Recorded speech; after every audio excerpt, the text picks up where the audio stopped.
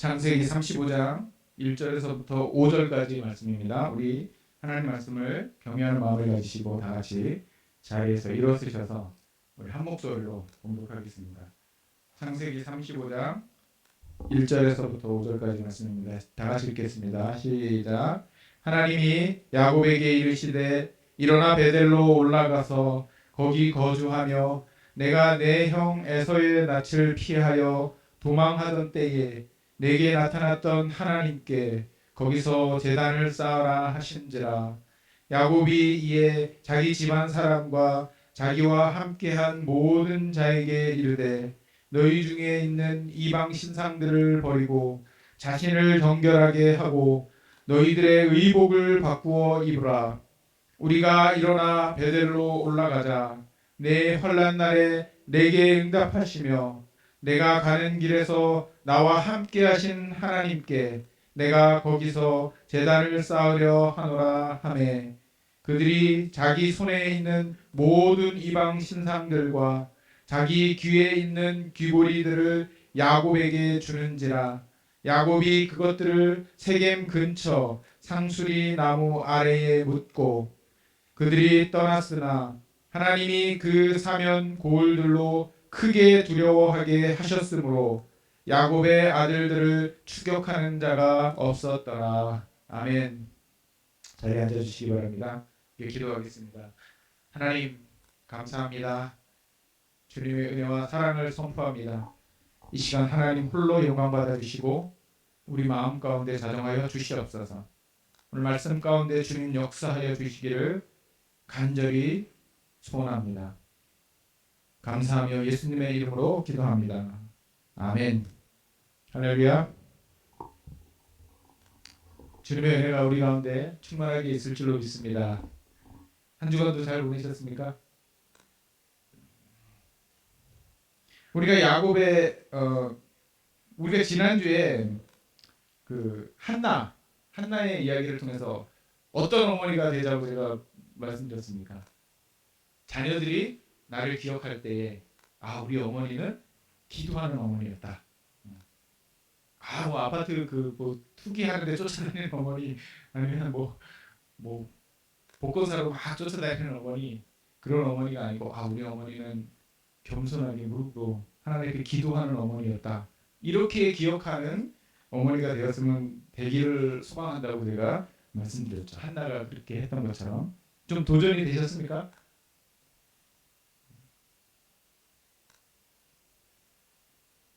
정말 그랬으면 좋겠어요. 우리 여기 이 2세들이 딱 생각했을 때 저는 우리 아이들이 저를 생각했을 때 우리 아버지는 우리 아빠는 어렸을 때 항상 기도했지. 이걸 기억했으면 좋겠어요. 우리 아빠가 뚱뚱했지 막 이런 거.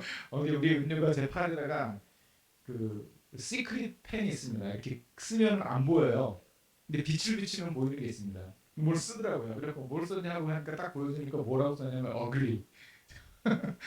그래서 야 아빠한테 어글리가 뭐냐 그러니까 다시 또 쓰더라고요. 그래서 뭘 썼냐고 또 하니까 딱 보여줬는데 fat. 우리 아이들이 우리를 기도하는 사람, 하나님을 경외하는 사람 이렇게 기억할 수 있는 여러분들의 가정이 되기를 주님의 이름으로 축원합니다. 요즘 우스갯말로 이사 갈 때 아버지들이 꼭 애완견을 안고 있는데요. 왜냐하면 자기 버리고 갈까봐. 걔는 안 버리고 가는데 혹시 나를 버리고 갈까봐 애완견을 안고 있는데요. 그래야지 이사 갈 때 버림받지 않고 이제 따라갈 수 있기 때문에 그렇습니다. 우스갯소리겠죠. 실제로 그런 집이 어디 있겠습니까? 그러나 이 말이 우리한테 보여주는 시사하는 것은 뭐냐면 아버지들이 이렇게 권위가 떨어졌구나. 아버지들이 더 이상 존중받지 못하고 존경받지 못하는 사회에 우리가 살고 있구나. 아버지라는 존재는 어떤 존재입니까?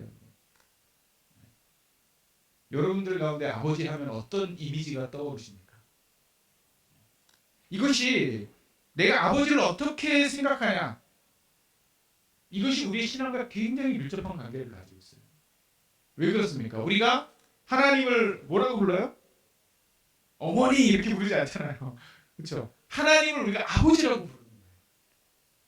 그렇기 때문에 우리가 이 아버지라고 불렀을 때에 우리가 생각나는 그 이미지, 그 투영하는 그 이미지는 내 육신의 아버지의 경험을 통해서 우리가 하나님을 투영할 가능성이 높아집니다. 그렇기 때문에 내가 이 육신의 아버지가 어떤 이미지를 주었는가, 물론 우리가 성경에서 우리의 참 아버지가 되시는 하나님의 이미지를 제대로 배우면 그것이 그런 육신의 아버지로부터 받았던 상처나 잘못된 것들이 회복되고 치유가 됩니다. 그러나 우리 신앙에서 이 치유의 과정을 거치기까지 너무나 힘들고 어려운 일들이 많은 거예요.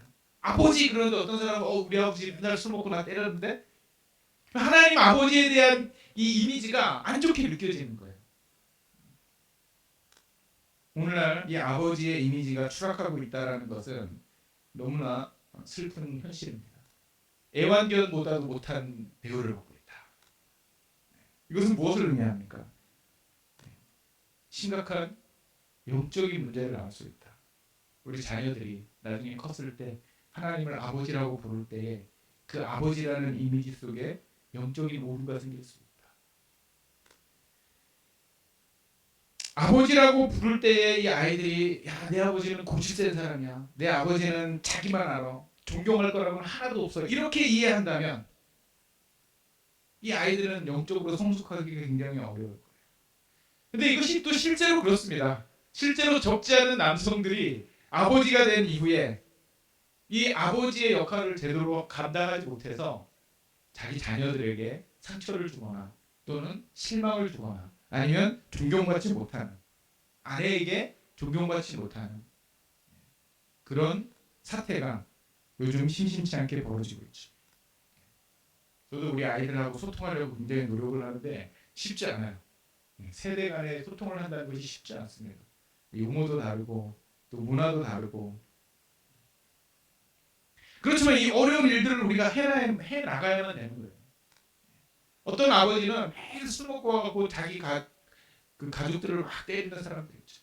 어떤 아버지는 마약에 찌들어갖고 가정을 팽개치고 자녀를 팽개치고 외도를 밥 먹듯이 하고 인간적으로 존경할 만한 어떤 모습도 보여주지 못하는 아버지가 점점 권위를 잃어가고 현대사회에서는 마치 천덕꾸러기처럼 그렇게 바뀌어버렸습니다. 아버지는 없으면 더 좋은 존재, 이렇게 인식되는 사회가 되어버리고 있습니다. 5월의 가정의 달을 맞이해서 제가 지난주에 어머니에 대해서, 어머니는 어떤 어머니가 되면 좋겠나, 자녀들이 나중에 생각했을 때 우리 엄마는 기도하는 사람이었어. 아버지는 어떤 아버지가 되면 좋겠는가, 아버지는 어떻게 비춰지면 좋겠는가 생각을 하다가 누가 떠올랐겠습니까? 야곱이 떠올랐어요. 야곱이라는 아버지가 떠올랐어요. 그래서 오늘 이 야곱을 오늘 설교의 주인공으로 제가 선택했습니다. 야곱의 인생을 살펴보면 어떻습니까? 야곱이 하나님을 믿어서 아주 편안한 삶을 살았습니까? 아니면 험난한 삶을 살았습니까? 야곱은 아주 어렸을 때부터 투쟁하는 삶을 살았어요. 투쟁하는 삶. 뭐가 싸웠습니까? 처음에는 자기 형과 경쟁을 해야 됐어요. 이삭은 이 에서를 사랑했고 리브가는 야곱을 사랑했습니다. 근데 누가 그 권세를 다 가지고 있어요? 이삭이 다 가지고 있잖아요. 축복할 수 있는 권세. 이 야곱은 그 축복권을 얻기 위해서, 하나님으로부터 복을 받는 그 권세를 얻기 위해서 투쟁하는 삶을 살아야 했어요. 그렇게 투쟁하다가 어떻게 됐습니까? 자기 집에서 쫓겨나서 바단 아람으로 도망을 갔죠. 도망을 가는 과정 가운데 아무것도 없이 하나님의 복은 받았는데 인생은 도망가는 인생이 된 거예요. 그래서 아무것도 없는 그 초원 같은 곳을 걸어서 가다가 이제 자야 되잖아요. 그래서 루스라는 동네에 가서 이제 돌을 하나 갖다 놓고 누워서 잠을 잤어요. 근데 거기서 무슨 환상을 봐요? 천사가 오르락내리락하는 환상을 잠에서 깼습니다. 그래서 거기서 뭐라고 합니까? 이곳이 하나님이 계신 곳이구나. 그래서 그곳 이름이 뭐로 바뀌어요? 베델. 베델. 하나님의 집이다. 베델. 야곱이 그곳의 이름을 베델로 짓고 뭐라고 하냐면 하나님께서 나를 바단 아람으로 갔다가 돌아올 때 안전하게 지켜주시면 내가 하나님을 잘 섬기겠습니다. 이렇게 언약을 맺습니다. 하나님. 근데 그 언약이 야곱의 마음속에 남아 있었겠지만 그 언약대로 야곱이 하나님을 온전히 섬기지 않았어요. 바단 아람에서 이 야곱이 자기의 힘으로 어떻게든지 살아보려고 아둥바둥하고 막 힘쓰고 애쓸 때에 이 야곱의 이름이 무슨 뜻입니까? 야곱의 이름이 제가 날마다 말씀드리는데 사기꾼, 속이는 자 이런 뜻이에요. 이름이 사기꾼이면 슬프잖아요, 그렇죠? 그러니까 야곱은 이 사기꾼 기질이 좀 있는 사람이었습니다. 근데 적수를 만났어요. 그 적수가 누굽니까? 라반. 외삼촌 라반은 이 야곱보다 한 수 위야. 야곱에게 딸을 준다고 해놓고 라헬을 준다고 해놓고 레아를 줬습니다.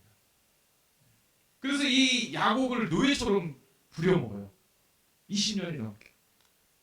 야곱이 거기서 자기가 에서를 속여서 장자권을 빼앗은 그 속임수보다 더 가혹한 속임수를 당해서 그 바단 아람에서 온갖 고생을 다 하고 더 이상 살 수 없어서 거기서 탈출을 합니다. 바단 아람에서 이제 외삼촌 집에서 탈출을 해요. 탈출할 때 온 가족과 막 양떼를 이끌고 도망을 갔어요. 뒤에는 누가 쫓아옵니까? 뒤에는 외삼촌 라반이 이 저 내 딸들과 양들을 훔쳐서 도망간다 그리고 군사들을 이끌고 쫓아오고 있고 앞에는 누가 기다리고 있습니까? 자기 형 에서가 군대를 이끌고 야 저 내 장자권을 훔쳐간 저 나쁜 놈 그러면서 야곱을 죽이려고 이제 대기하고 있는 거예요. 야곱이 어떻게 했겠어요? 할 수 있는 게 뭐가 있습니까? 아무것도 없죠. 20년이 넘게 자기 힘으로 열심히 살아왔는데 뭔가를 해보려고 최선을 다해봤는데 지금 20년이 지난 이후에 내 모든 성과를 한꺼번에 다 날려버릴 그런 위기에 처한 것입니다. 그래서 야복강이라는 그 아주 작은 뭐 개울 같은 그런 강가에서 자기 소유물과 가족들을 다 에서에게로 보내버립니다. 그리고 자기 혼자 남아요. 거기서 남아서 뭐 했겠습니까? 지난주에 우리가 살펴봤듯이 천사와 씨름을 했다. 밤새도록 천사와 씨름을 했다. 그 씨름했다는 게 무슨 의미입니까? 기도했다는 것이죠.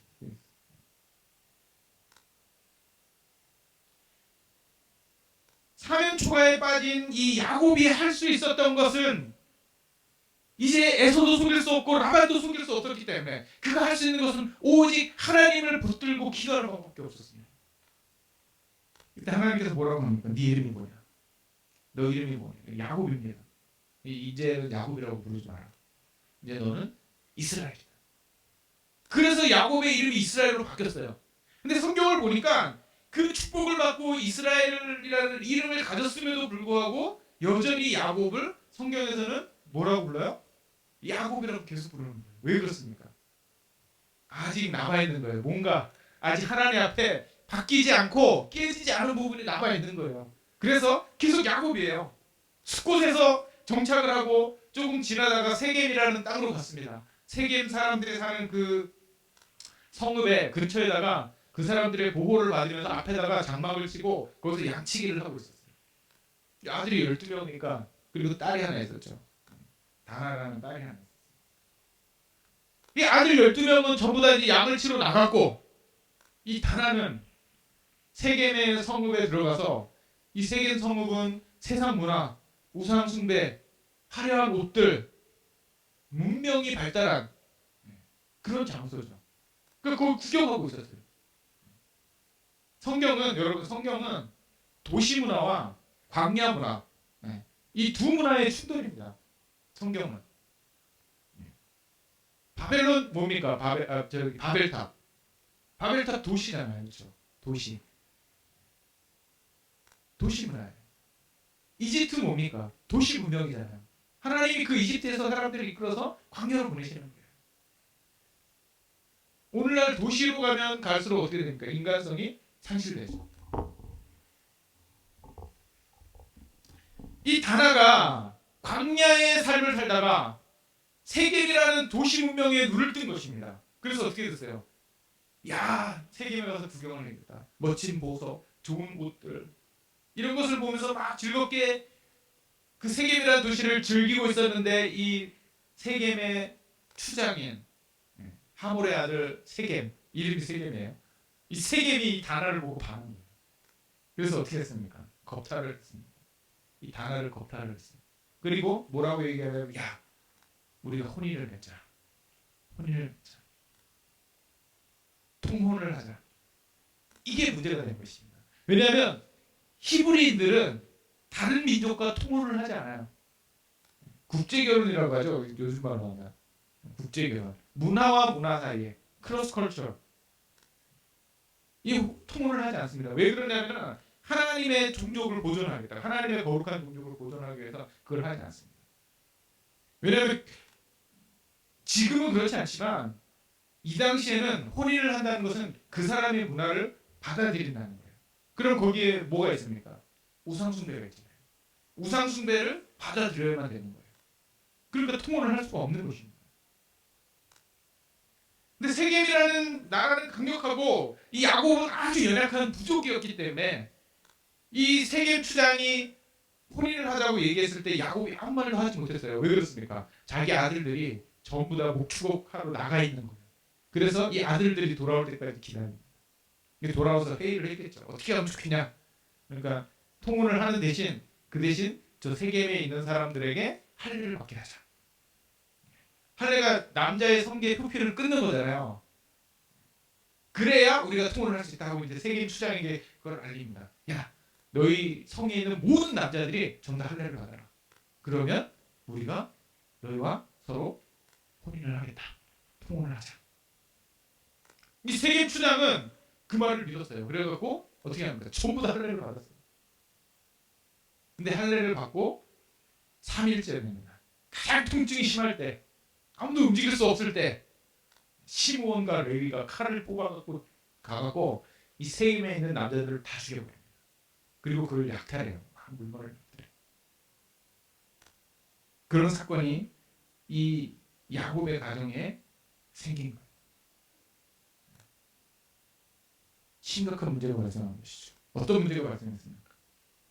제가 가끔 언급했듯이 유목민들은 룰이 하나 있습니다. 그 룰이 뭐냐면 내 옆에 있는 친척이나 아니면 나와 관계된 어떤 사람이 부당한 일을 당하면 목숨을 걸고 복수를 해야 돼요. 복수를 하지 않으면 그 복수하지 않는 사람도 죽임을 당합니다. 이게 유목민들의 전통이고 불문법이에요. 반드시 그것을 지켜야 됩니다. 그럼 세겜이라는 그 부족이 세겜 땅에만 있었지만 그 주변에 이 세겜과 친척된 또는 관계 있는 다른 부족들이 주변에 많이 있었단 말이에요. 근데 이 야곱의 두 아들 시몬과 레위가 이들을 부당하게 다 죽여버린 거예요.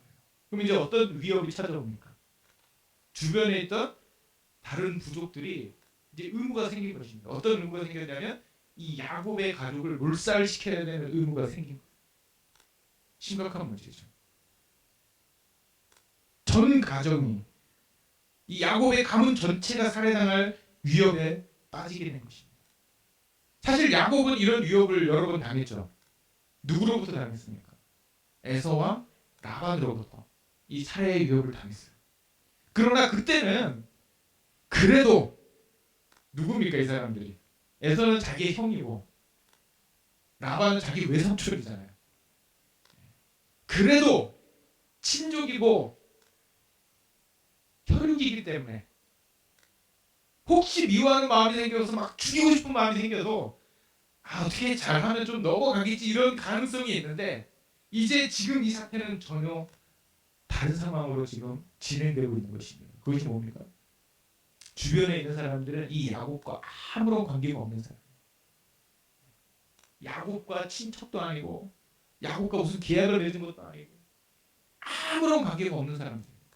그리고 주변에 있는 부족들은 그곳에서 오랫동안 정착하고 있었기 때문에 군사력도 셌고 단결력도 좋았습니다. 그러나 야곱은 자기 가정밖에 없는 거예요. 싸우면 어떻게 됩니까? 이길 수가 없는 것이죠. 두려움에 빠졌습니다. 몰살될 위기에 빠진 거예요. 세겜 족속의 은총 가운데 살다가 그들을 배반했기 때문에 절대절명의 위기가 야곱에게 찾아온 것입니다. 아마 인생에서 가장 큰 위기가 바로 이 순간이었을 것이에요. 그때 야곱이 어떻게 했습니까? 하나님을 기억한 것입니다. 그 순간에 하나님을 기억해낸 거예요. 여러분, 믿음의 사람과 믿음이 없는 사람의 차이점이 이것입니다. 믿음의 사람은 평상시에 좀 신앙생활을 잘 안 하는 것처럼 보여도 위기가 닥치면 그때 뭐 합니까? 하나님 붙드는 거예요. 믿음의 사람. 근데 믿음이 없는 사람은 하나님을 붙들 수가 없습니다. 왜? 하나님과 관계가 없기 때문에. 위기를 만날 때마다 이 야곱을 구해주신 분이 누굽니까? 하나님이시죠. 하나님께 간절히 기도했더니, 이 가정을 지키기 위해서 하나님께 간절히 기도했더니, 하나님께 나아갔더니 하나님께서 이 야곱에게 뭐라고 말씀하셨습니까? 오늘 본문의 말씀해 보니까 뭐라고 말씀하셨습니까? 일어나 베델로 올라가서 거기 거주하며 내가 내 형 에서의 낯을 피하여 도망하던 때에 내게 나타났던 하나님께 거기서 제단을 쌓아라. 여러분, 가장이 이제 야곱은 가장이잖아요. 이 가장이 뭔가 결정을 해야 돼요. 지금 생명의 위협을 당하고 있는 이 상황에서 야곱이 뭔가 결정을 해야 돼요. 이게 뭐, 야, 우리 뭐 짜장면을 먹을래, 짬뽕을 먹을래 이런 결정이 아닙니다. 그렇죠? 야, 우리 뭐 뉴욕으로 놀러 갈까, LA로 놀러 갈까 이런 결정이 아니에요. 어떤 결정을 해도 피해가 없는 그런 결정이 아니라 야곱의 이 순간의 결단이, 야곱이 하는 이 결정이 이 생명이 왔다 갔다 하는 그런 결말을 낼 수 있는 그런 상황에 지금 야곱이 결단을 해야 되는 것입니다. 가장들은 그런 짐을 가지고 있죠. 제가 미국에 와서 이제 공부한다고 와갖고 켄터키에서 막 힘들게 공부를 하고 마치고 졸업할 때가 다가오고 있었어요. 이제 졸업하면 뭐 해야 됩니까? 사역을 해야 되잖아요. 오라는 데도 없고 갈 데도 없고 돈도 없고 한국으로 갈 데도 없고 미국에서 갈 데가 없고 깜깜하더라고요. 제가 그때 신문을 돌리고 있었는데 새벽에 일어나서 신문을 다 돌리고 한 6시쯤 됩니다. 그럼 이제 학교로 갔어요. 세미나리에 가서 세미나리에 보면 이제 이 건물이 길게 늘어서 있는데 양쪽 끝에 2층에 기도실이 있었어요. 그 중에 하나에 제가 문 열자마자 그 기도실에 들어갔어요. 거기서 기도를 했어요. 하나님, 뭐 해야 됩니까? 제가 주님 일을 하겠다고 신학교 공부하고 열심히 했는데 이제 갈 데가 없습니다. 하나님, 사역지를 주십시오. 집에는 우리 은주이가 이제 아장아장 걸어다니고 있고 은주가 막 태어나서 막 응애응애 울고 있는데 아무것도 없는 거예요. 돈도 없고 오라는 데도 없고 능력도 없고 아무것도 없는 거예요. 기도할 수밖에 없더라고요. 그래서 하나님 앞에 간절히 기도해서 하나님께서 나 부르셨으니까 내가 어디 가야 되는지 하나님 알려주십시오. 그리고 잊어버렸어요. 그 기도한 거를. 근데 얼마 지나지 않아서 신시내티에 개척하는 자리에 제가 있더라고요. 하나님의 기적이라고 생각합니다. 하나님이 기도를 들으신 것이죠. 야곱이 아마 그렇게 인생의 방향이 막막할 때에 자신의 힘과 지혜로 무엇을 할 수 없는 그런 상황에 빠졌을 때에 하나님 앞에 간절히 기도하니까 하나님께서 뭐라고 그러셨냐면 일어나 베들로 올라가서 거기 거주하며 내가 내 형 에서의 낯을 피하여 도망하던 때에 내게 나타났던 하나님께 거기서 뭘 하라고요? 뭐 하라 그랬습니까? 아주 튼튼한 성을 쌓아라. 그러면 누가 공격해도 내가 다 막아주겠다. 아니면 거기서 무기를 열심히 만들어갖고 전쟁을 준비해라. 베델에서 아주 좋은 입지를 가지고 너희가 싸우면 이길 수 있을 것이다. 아니면 다른 부족과 동맹을 맺어라. 이렇게 말씀하지 않으셨어요. 하나님 뭐라고 말씀하셨습니까? 거기서 뭐 하라고요? 제단을 쌓아라. 제단을 쌓아라. 제단이 뭡니까 여러분? 제단은 왜 쌓습니까? 전쟁하려고 쌓나요? 제단이 아무리 커봤자 제가 실제로 이스라엘 가서 제단을 봤거든요. 뭐 그렇게 크지 않아요. 뭐 이렇게 한 이만한가요? 그걸 쌓아놓는 거예요 하나님께서. 야, 너 기도했으니까 내가 문제를 해결해 줄게. 이렇게 말씀하지 않으셨어요. 베들로 올라가서 너가 처음 하나님 만났을 때 그 뜨거운 마음을 가지고 가서 제단을 쌓으라는 거예요. 험난한 인생을 살면서 산전수전을 다 겪은 이 야곱이 하나님 앞에 지금까지 살면서 잊어버린 게 하나 있죠. 그것이 무엇입니까?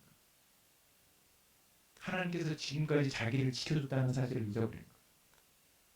그러니까 하나님께서 그것을 생각나게 하신 것이. 지금 이 야곱은 하나님과 아주 어정쩡한 관계에 있는 거예요. 하나님께 올인하는 것도 아니고, 그렇다 그래갖고 이 세상에 올인하는 것도 아니고 아주 애매한 상황 속에서 있는 거예요. 그것을 우리가 어떻게 알 수 있습니까? 그의 가족들이 어떻게 했는지 보면 알 수 있어요. 그런 애매한 상황 속에서 하나님께서 뭐라고 명령하십니까? 애매한 상황 속에 있지 말고 너가 하나님을 처음 만날 때, 나를 처음 만났던 그 베들로 올라가서 거기서 나만을 위하여서 예배를 회복해라. 나만을 향한 예배를 회복해라. 하나님께서 그것을 요구하십니다. 예배를 회복해. 누구에게 요구한 겁니까? 야곱에게. 너 나하고 약속했잖아. 그걸 기억해 하고 하나님께서 말씀하신 거죠. 야곱이 어떻게 행동합니까? 그 말씀을 들었을 때 야곱이 어떻게 행동합니까? 온 집안 사람들에게 이렇게 말하죠. 너희 중에 이방 신상들을 버리고 자신을 정결하게 하고 너희들의 의복을 바꾸어 입으라. 우리가 일어나 베델로 올라가자. 내 환난 날에 내게 응답하시며 내가 가는 길에서 나와 함께 하신 하나님께 내가 거기서 제단을 쌓으려 하노라.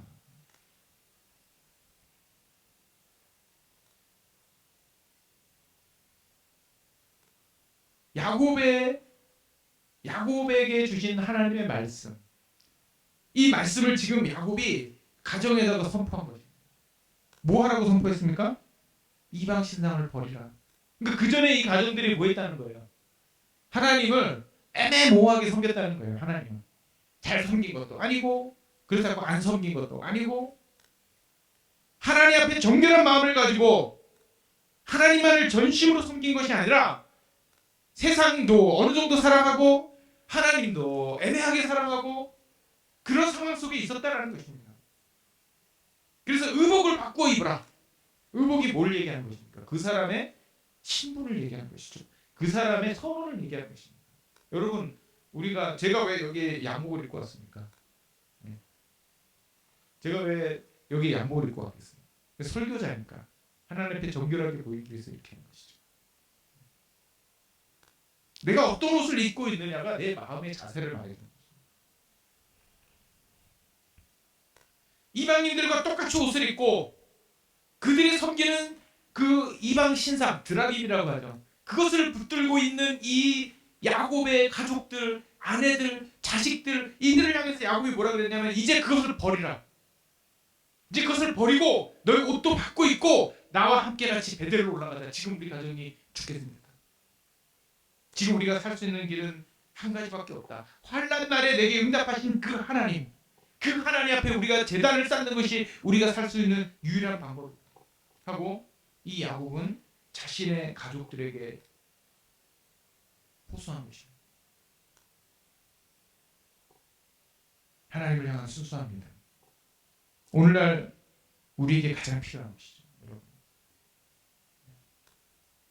오늘날 사람들은 하나님을 적당히 믿으려고 해요.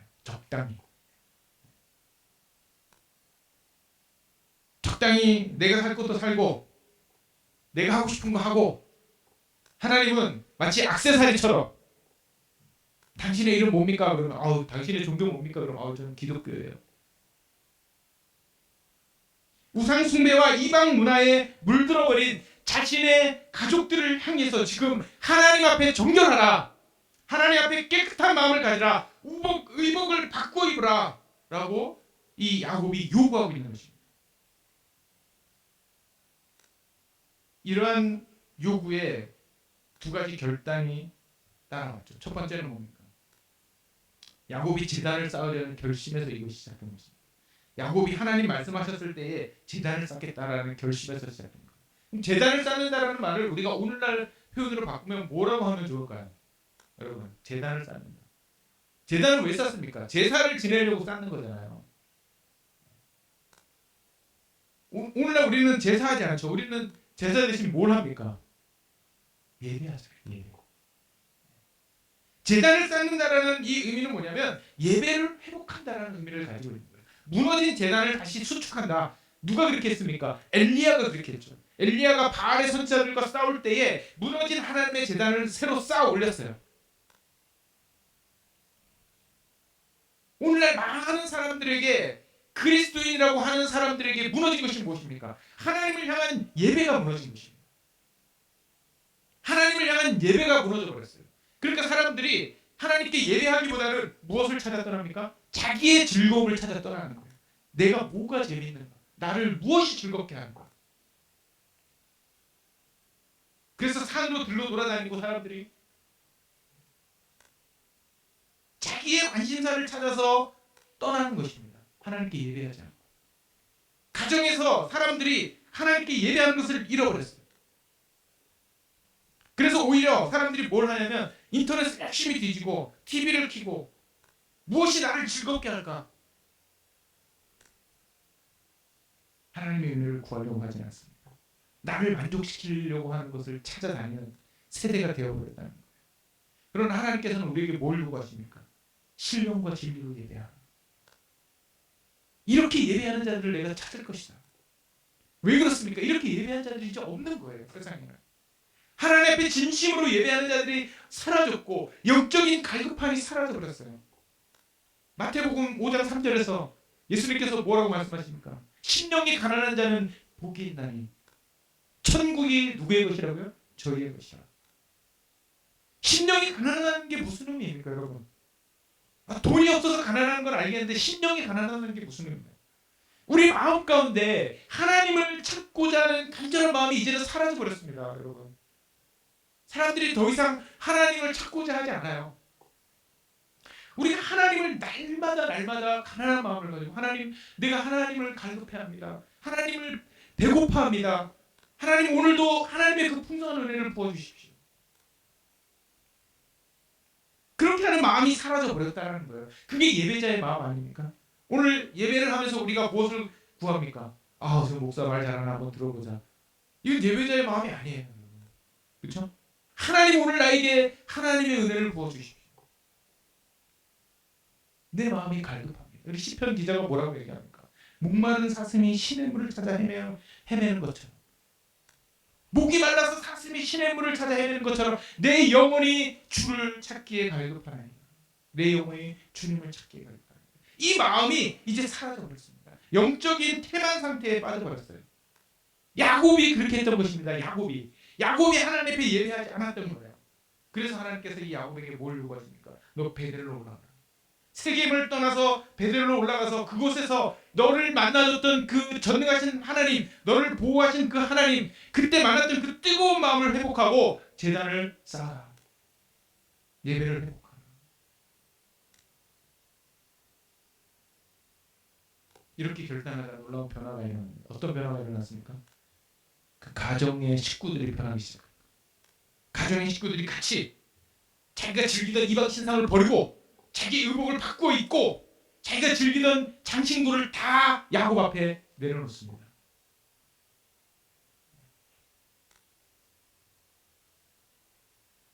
자기가 즐거워했던 것들을 다 야곱 앞에 내려놓고 야곱이 그걸 어떻게 합니까?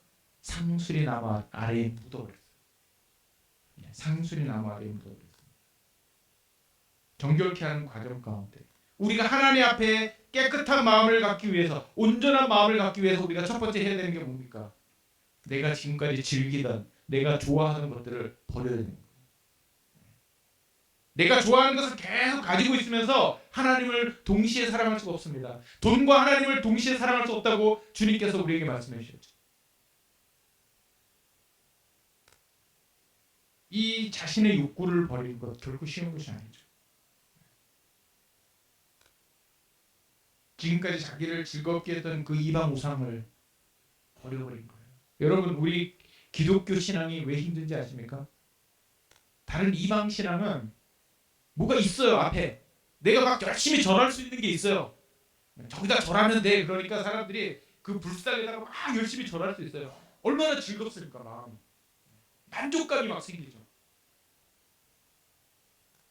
나무를 막 붙잡고 거기다가 막 기도하면 뭔가 만족감이 생겨요. 근데 우리 하나님은 어떻습니까, 여러분? 오늘 여기 와서 보니까 하나님 어디 계시지?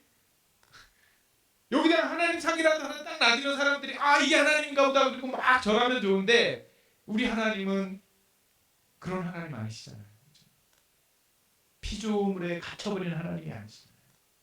온 우주 만물에 충만하신 이 하나님. 그러나 우리 육신의 눈으로는 볼 수 없는 이 하나님.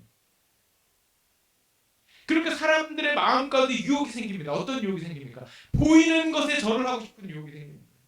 자기 마음을 기쁘게 하기 위해서. 우상숭배의 가장 큰 특징이 그것입니다. 자기를 기쁘게 하는 거예요. 기독교 신앙의 가장 큰 특징이 뭡니까? 하나님을 기쁘시게 하는 것입니다. 그걸 버려야 돼요. 두 번째는 무엇입니까? 경제적 손해를 감수해야 됩니다. 경제적 손해. 지금도 그렇지만 여러분, 장신구가 비쌉니까, 쌉니까? 장신구, 보석, 막 다이아, 또 있습니까? 금. 제가 여기 지금 이 반지를 하나 끼고 있는데 결혼 반지거든요.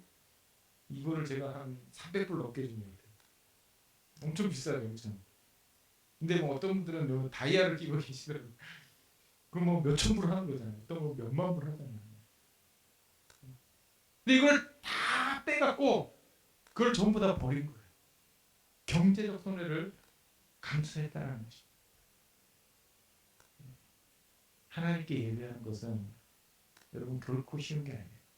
우리 마음 가운데 내가 즐기고 기뻐하는 그것들을 포기해야 돼요. 나를 만족시켰던 것들을 포기. 야곱이 바로 그 일을 했는 거죠. 베델로 올라가서 하나님께 예배하자.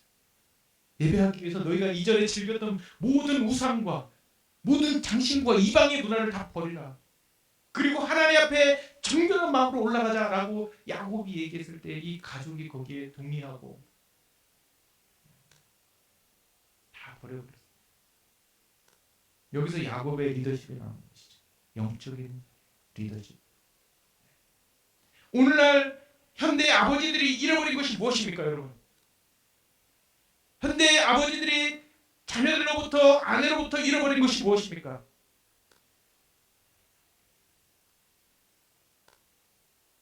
요즘은 부모님들이 재산을 빨리 안 물려준대요. 계속 붙잡고 있는데요. 언제 물려줍니까? 죽은 다음에. 왜 그렇습니까? 이 재산을 물려줘 버리면 이 자녀들이 더 이상 부모를 존중하지 않는 거예요. 이제 받을 거 다 받았다고 생각하기 때문에 막 무시하고 잘 찾아뵙지도 않고 인사도 안 하고, 그러니까 이걸 계속 붙잡고 있는 거예요.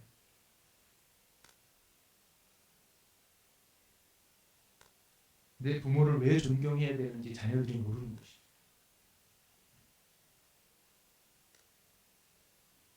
현대 아버지들은 권위를 잃어버렸습니다. 자녀들이 더 이상 아버지를 존경하지 않아요. 이런 현상은 여러분 비성경적인 것입니다. 하나님이 원하시는 게 아니에요. 그렇죠? 예수님께서, 하나님께서 뭐라고 명령하셨습니까? 내 부모를 공경하라. 근데 자녀들이 부모를 공경하지 않으면 하나님 기뻐하시는 게 아니죠. 왜 이런 현상이 생겼습니까? 우리 아버지들이 영적인 권위를 세우지 못했고요. 영적인, 내 가정의 영적인 질서를 세우기 위해서 예배 자리에 나가지 않은 거예요.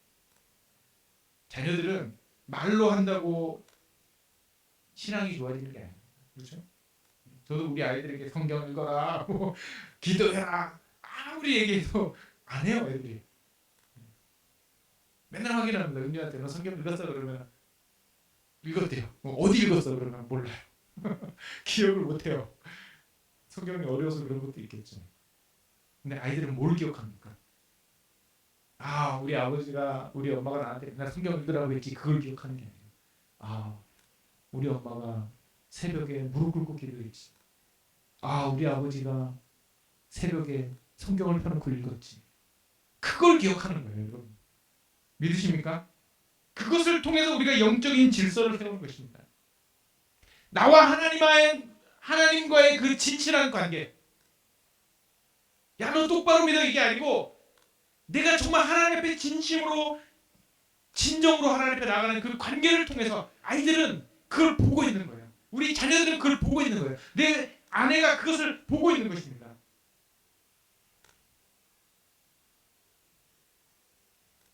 자녀들에게 이 신앙의 유산을 물려주십시오. 네. 여러분 이걸 물려줘요. 돈 물려주는 거 좋습니다. 저는 그거 좋다고 생각해요. 돈도 많이 물려주시는데 그게 중요한 것이 아니에요. 정말 아이들이 나중에 나의 부모를 기억해서 내 아버지를 생각해서 내 아버지는 하나님 같은 분이다. 내 아버지는 하나님 같은 분이다.